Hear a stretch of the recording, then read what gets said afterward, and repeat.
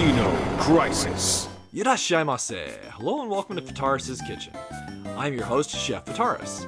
It's time once again for Shoot 'em Up Saturday, and on the menu this Saturday we have Xeno Crisis, a modern-day arena shooter developed for the Genesis. What kind of taste will it have? Let's get cooking and find out. Released in October 2019 from developer Bitmap Bureau, Xeno Crisis is a really intriguing title and one that I can say right off the bat I recommend. So it was originally planned and developed for the Sega Genesis, and it was also planned for release on the Dreamcast as well. And through the Kickstarter, it also got ports planned for the PC, the Switch, the Xbox One, and the PlayStation 4. So it's available on all major platforms and a couple retro ones, which for a 2019 release is really awesome. So the really quick tagline to describe the game, and this is from the developers themselves, is it's kind of a mashup of Smash TV and Aliens, and I feel that really describes the title. But let's dive into it and see what we have here. So there's two ways to play the game. You can play it in one player or two player. It's local co-op only, unfortunately. And then when you select your which characters you're playing as, you get to select your Marine. There are two Marines to choose between. There's John Marsh and Sarah Ridley. So for today, we'll play as John Ridley. Not John Ridley. I'm combining the names now. John Marsh. So the story basically is that we're this Marine Corps that has been sent to respond to this distress signal from Outpost 88. An outpost that's orbiting the planet Jupiter, or more specifically its moon Io. So, as is typical of these kind of alien-type stories, we're Marines armed with our trusty assault rifles and some grenades. So we have to move through the facility, defeating all the aliens room by room, so it's very much an arena shooter that way.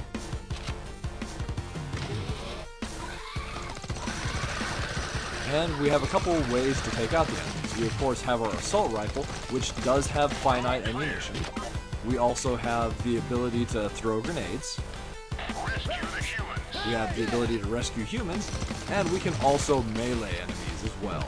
You melee enemies automatically if they get close to you, if you're not firing, or you can also melee yourself, though one thing to note is, once again, you can't be firing to use your melee attack. The melee attack does have the advantage that it gives you double points, but it is rather short range, so that's one thing to keep in mind. In addition to that, we do have the ability to roll. The roll can get you out of dangerous situations, help you avoid damage from enemy shots or enemies themselves. Oh, got a barrel there to blow up. Let's grab that life. And certain enemies, it's actually more effective than your normal shots at defeating. So in the second stage in particular, we can show that off.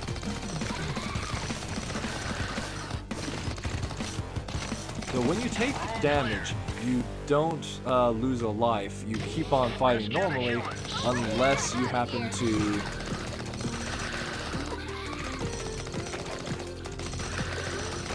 be on your last heart.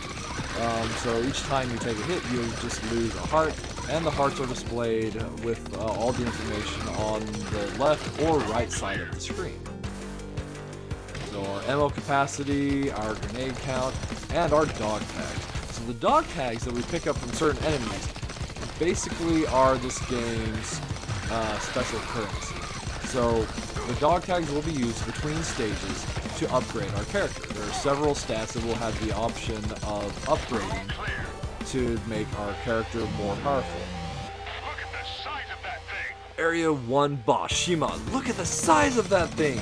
So I'd really like to think that that's a Sylphid reference, and if it is, I'm just completely tickled by that, since I really love the cheesiness that the voice acting in Sylphid has.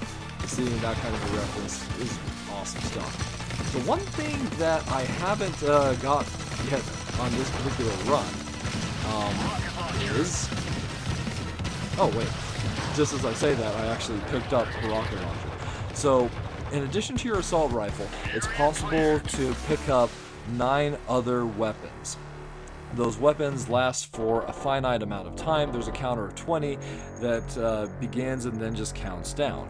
Unfortunately, it continues to count down even if you're not using the weapon itself, so that's a little disappointing.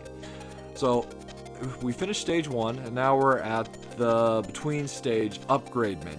Here we can spend the dog tags we collected to upgrade all these various stats. Our health, our weapon power, our speed, our ammo limit, how many grenades we can carry, our grenade power, and we can also pick up a gas mask, which will help us in later stages in particular, or additional continues. So initially what I like to upgrade myself, if I've got enough dog tags for it, I like to grab health, I like to grab power, and I like to grab more ammunition, and that will usually be at least it for stage 1. Then we can move on to area 2, the facility.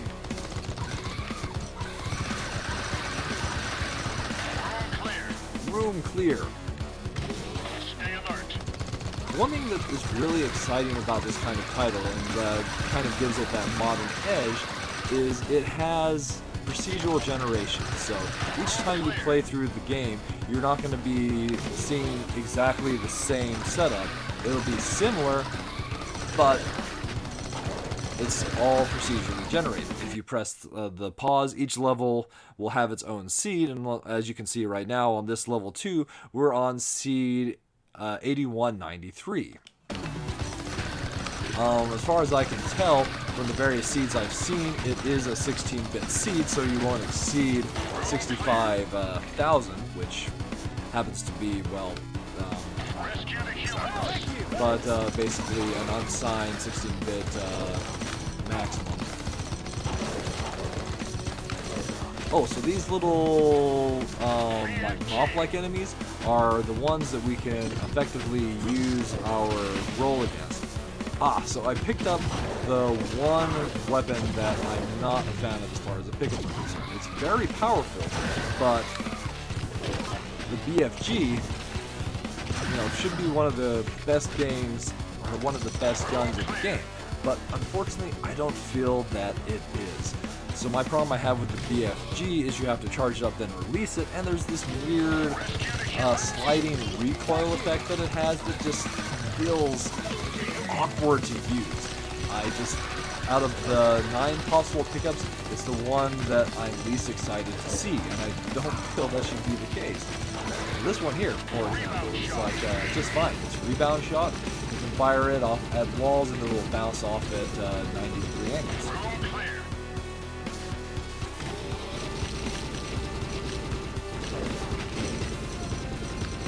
As we continue to move through the stage of the game, this level in particular has a couple problems that I feel are prevalent throughout the game.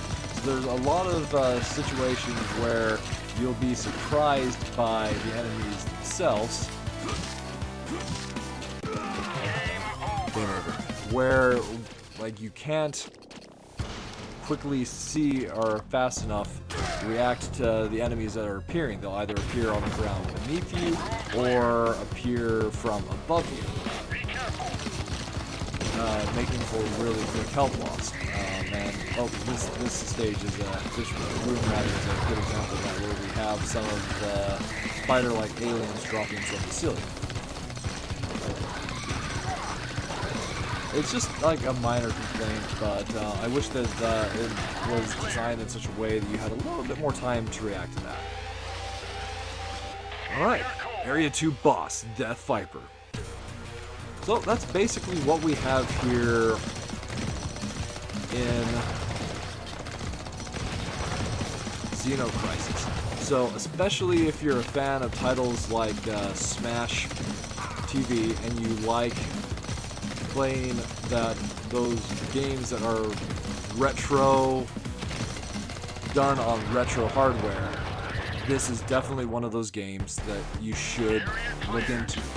I really wish that I'd gotten on the Kickstarter and kickstarted a physical copy of this. I'd love to have a copy of this particular game for the Genesis, but I missed that boat, and so, well, picking it up for the Switch, which admittedly is the version I'm playing, is not a bad way to go. Let's see, let's upgrade upgrade our speed this time, and also more ammo. The game also does have an awesome chiptune soundtrack from composer Savage Regime. It's an FM chiptune soundtrack that's composed on the Genesis sound chip, the YM2612. So that's also just another neat retro feature of it.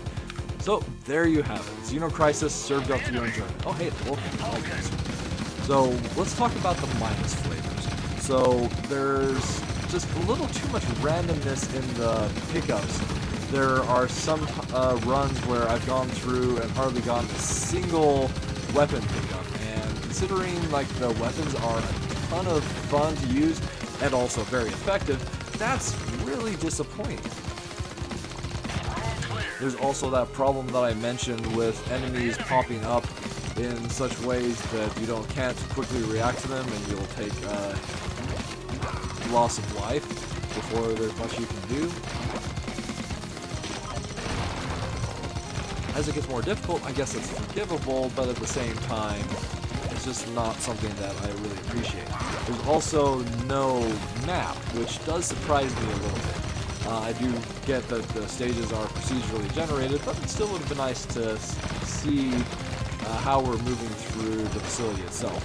The maps are relatively simple, so that's a minor complaint, but it's still something that I do have complaint-wise as well. And then the main weapon having finite ammo that runs out of was just another odd design choice. So the time usage of the weapon pickups makes sense, but I really feel in this kind of game that you should just be able to spam your base weapon indefinitely. So that one's weird. But as far as the plus flavor are concerned, I just love the feel of this game. That the art, the pixel art is just gorgeous. The music is incredible. It controls really well. It's just kind of that wonderful, like, classic retro gone modern. Then I love games that have a upgrade system where we're collecting currency to upgrade it and make ourselves just a stronger character. This is one that this is just a title that I can heartily recommend. I really enjoyed my time with it. And it's got a decent amount of difficulty as well, so I picked this one up, sit down, and like relive some classic retro gameplay, or grab a friend and like challenge it in the 2-player local co-op. Alright, so that'll just about wrap it up for this week's episode of Shoot 'em Up Saturday. As always, I want to thank you so much for coming out and joining me this week, and I look forward to seeing you again